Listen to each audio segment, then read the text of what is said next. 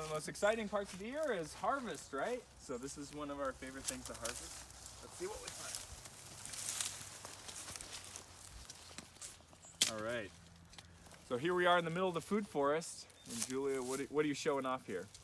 So these are some sunchokes, also Sunchokes. known as earth apples, Jerusalem artichokes. And we like them in the food forest. Yeah, they can be eaten raw. You can cook them in lemon juice.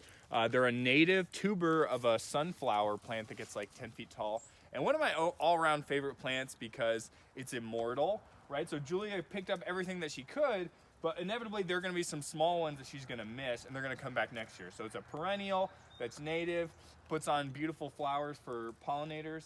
And you can harvest it in the middle of winter. So it doesn't store that well in your root cellar, but this is the root cellar. Earth is its root cellar.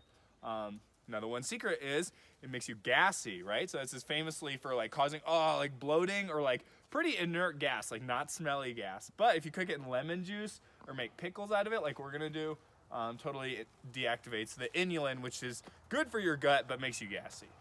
But yeah, we love it, and it's a good complement for this food forest area as something that occupies like a pretty high layer. Like it's a root that you harvest, but the plants get like 8 feet tall.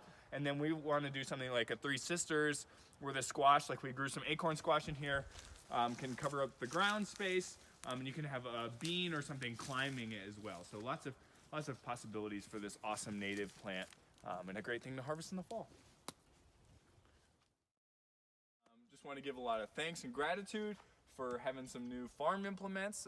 This fall going into winter, we'll be doing a lot of wood chipping. So we got this pretty awesome medium-sized wood chipper that can handle, it really likes handling some of the smaller stuff. So in our food forest area, in the last 20 years since this was cabbage land, the main thing that's grown up are these black locusts. And so in the main area we've planted, we've cut them down at about like 4 or 5 foot height. And that generates a lot of good posts that we can use for something like this. But also generates a lot of just like miscellaneous debris, like in this pile right here, that we can turn into good wood chips. So you can see the end product.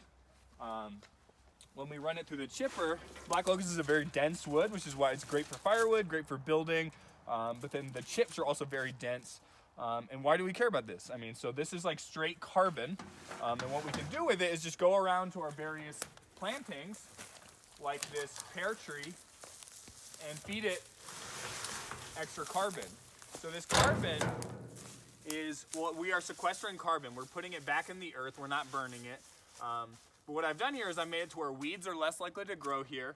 And this is acting like a sponge. All this dry carbon will just soak up the water, the excess water, prevent it from washing down slope, and provide a nice continuous moist climate that will break down into worm food. So the mycelium will come in, the worms will eat the mycelium. So it's just kind of like coupled to your process of making really good soil.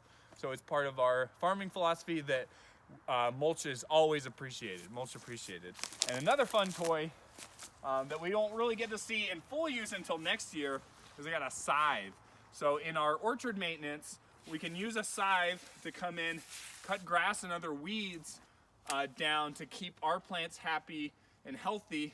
It's also useful for cutting some of the grains that we grow, like we do grow some rye. And so we're a people-powered farm.